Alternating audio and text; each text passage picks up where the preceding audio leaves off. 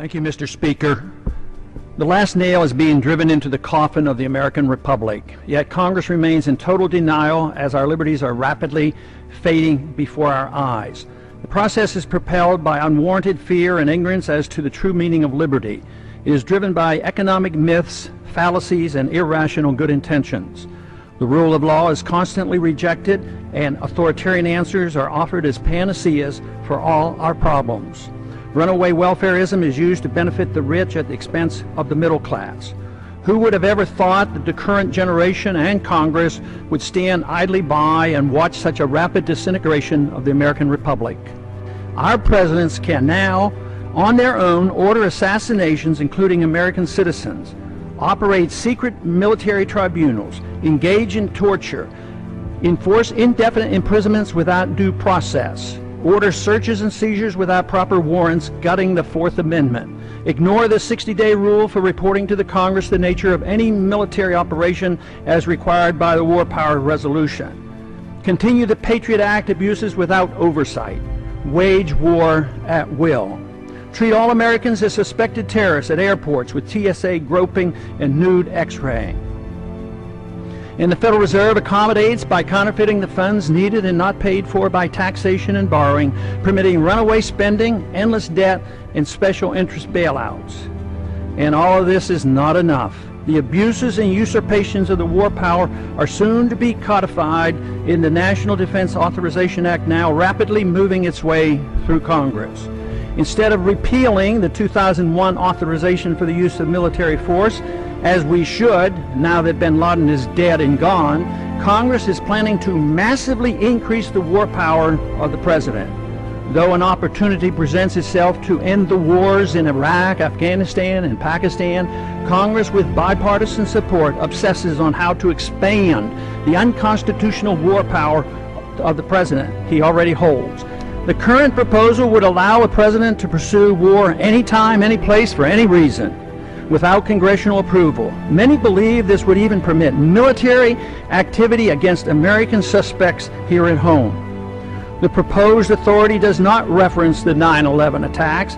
It would be expanded to include the Taliban and associated forces, a dangerously vague and expansive definition of our potential enemies. There is no denial that the changes in Section 1034 totally eliminates the hard-fought-for restraint on presidential authority to go to war without congressional approval achieved at the Constitutional Convention.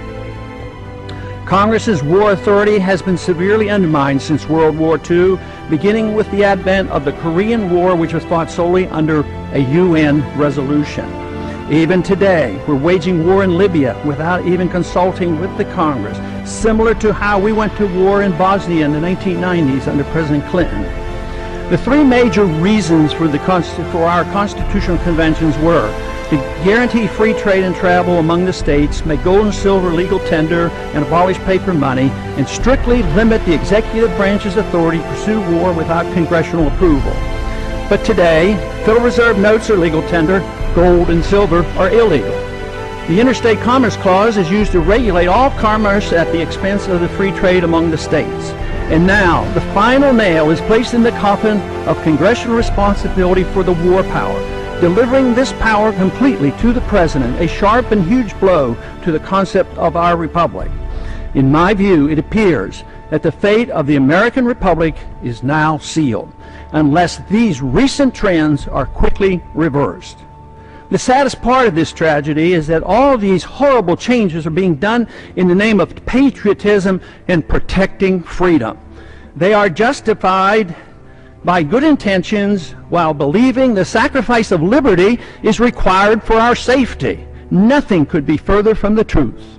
More sadly is the conviction that our enemies are driven to attack us for our freedoms and prosperity, and not because of our deeply flawed foreign policy that has generated justifiable grievances and has inspired the radical violence against us.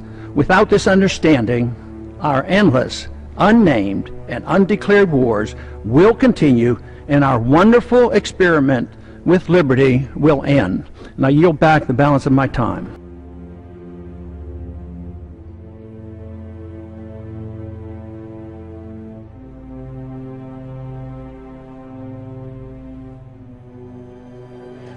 How did the American political discourse become so perverted that candidates like Mitt Romney and Rick Santorum and Newt Gingrich can say with a straight face that Ron Paul's foreign policy is dangerous?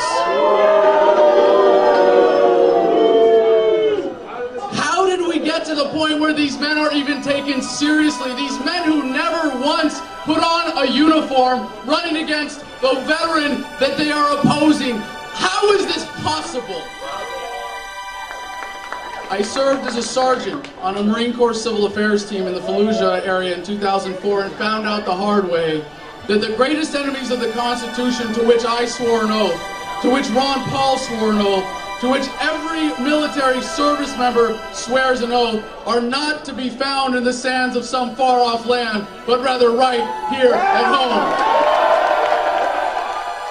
It is undeniable what our government has become. It is undeniable what our foreign policy has become, because poor men continue to die in rich men's wars. For far too long, the voice of the troops has been kept from the American political dialogue. But not anymore. You want to support the troops? It's time to start listening to them.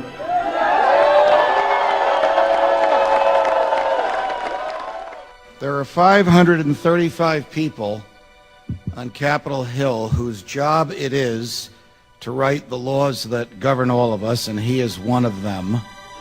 There are 535 people on Capitol Hill whose job it is to preserve the Constitution, and he is one of them. There are 535 people whose job it is to preserve our liberties, and he is one of them.